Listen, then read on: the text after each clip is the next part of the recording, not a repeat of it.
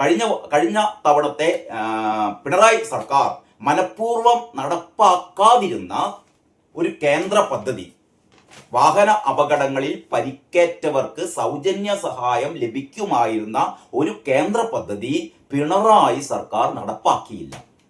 1.5 ലക്ഷം രൂപയുടെ ചികിത്സാ സഹായമാണ്.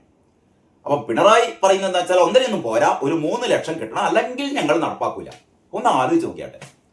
സാധാരണക്കാരന് വാഹന അപകടങ്ങളിൽ പരിക്കേറ്റ് കഴിഞ്ഞാൽ അവരെ ഉടനെ ഏത് സ്വകാര്യ ആശുപത്രിയിൽ പ്രവേശിപ്പിച്ചാലും 10 ദിവസത്തേക്ക് സൗജന്യ ചികിത്സ, 1.5 ലക്ഷം രൂപയുടെ ചികിത്സ, സൗജന്യ ചികിത്സ. ഇതാണ് കേന്ദ്ര പദ്ധതി. അത് പിണറായി വിജയൻ സർക്കാർ നടപ്പിലാക്കിയില്ല എന്ന് പറഞ്ഞാൽ ഞാൻ കൂടുതൽ പറയേണ്ട കാര്യമില്ലല്ലോ. എന്തുകൊണ്ട് CPM തോറ്റു എന്നുള്ളതിന്റെ നിരവധിയായ ഉത്തരങ്ങളിൽപ്പെട്ട ഒരു ഉത്തരമാണ് സാധാരണക്കാർക്ക് സഹായകമാവേണ്ട ഒരു പദ്ധതി കേന്ദ്ര സർക്കാരിനോടുള്ള വിരോധ നിമിത്തം അല്ലെങ്കിൽ വിവരക്കേട് കൊണ്ട് നടപ്പാക്കിയില്ല. അത് ഇതാ VD സതീശൻ സർക്കാർ നടപ്പിലാക്കുകയാണ്. അതിങ്ങനെയാണ്: വാഹന അപകടങ്ങളിൽ പരിക്കേൽക്കുന്നവർക്ക് സൗജന്യ ചികിത്സ നൽകുന്ന കേന്ദ്ര പദ്ധതിയായ PM റാഹത്ത് കേരളം നടപ്പാക്കുന്നു. അടുത്ത മാസം തിരുവനന്തപുരം ജില്ലയിൽ പരീക്ഷണ അടിസ്ഥാനത്തിൽ തുടങ്ങും. 7 ദിവസം വരെയുള്ള ചികിത്സയ്ക്ക് 1.5 ലക്ഷം രൂപ വരെ, ഞാൻ നേരത്തെ 10 ദിവസമായിട്ട് പറഞ്ഞത്, 7 ദിവസം. 7 ദിവസം വരെയുള്ള ചികിത്സയ്ക്ക് 1.5 ലക്ഷം രൂപ വരെ സൗജന്യമായി നൽകുന്നതാണ് പദ്ധതി. അപകടത്തിൽപ്പെട്ടവരെ സഹായിക്കുന്നവർ പോലീസ് നിയമ നടപടികളിൽ കുരുങ്ങില്ലെന്നും ഉറപ്പാക്കും. എന്ന് പറഞ്ഞാൽ അപകടങ്ങളിൽ പെട്ടവരെ അടിയന്തരമായി ഉടൻ തന്നെ ആശുപത്രിയിൽ എത്തിച്ചു കഴിഞ്ഞാൽ ഇവർക്ക് വേറെ നിയമക്കുരുക്കൊന്നും ഉണ്ടാവില്ല. ആ രീതിയിലുള്ള പരിരക്ഷയും ഈ ഒരു നിയമത്തിന് കീഴിലുണ്ട്. തുക 3 ലക്ഷമാക്കണമെന്ന് ആവശ്യപ്പെട്ട് LDF സർക്കാർ നടപ്പാക്കാൻ വിസമ്മതിച്ച പദ്ധതിയാണ് PM റാഹത്ത് എന്ന് പറയുന്നത്. അതിന്റെ full form prime minister road accident victims hospitalisation and assured treatment എന്നുള്ളതാണ്. തുക വർദ്ധിപ്പിക്കാൻ കാത്തു നിൽക്കേണ്ട എന്നും ലഭ്യമായ സഹായം നേടിയെടുക്കണമെന്നുമാണ് പുതിയ സർക്കാരിന്റെ നിലപാട്. അതല്ലേ ഏറ്റവും ശരി.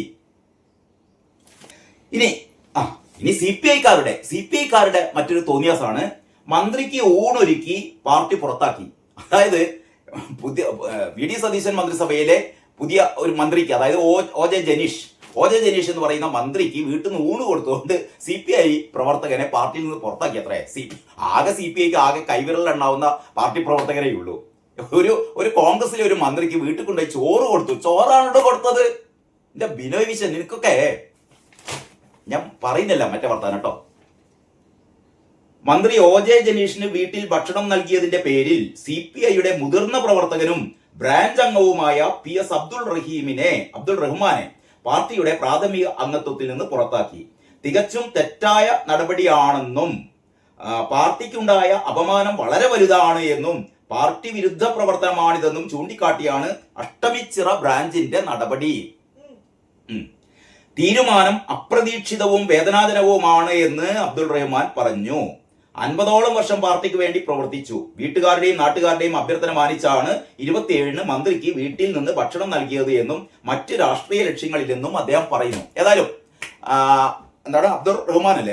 അബ്ദുൾ റഹ്മാൻ ഏതായാലും CPIയിൽ നിന്ന് പോയി കിട്ടി കേട്ടോ. ഇങ്ങനെ ഈ രീതിയിൽ തന്നെ പ്രവർത്തിക്കണം എന്ന് പറഞ്ഞാൽ ഈ 5 വർഷം UDFന്റെ ഭരണം പൂർത്തിയാവുന്നതോടെ CPM ഏതായാലും തീരുമാനിച്ചു വട്ടപൂജ്യമാവാൻ. ഏതായാലും CPIക്കും വട്ടപൂജ്യമാകാം, പൂജ്യരാകാം. വിനാശകാലേ വിപരീത ബുദ്ധി എന്ന് പറയുന്നത് ഇതിനാണ്.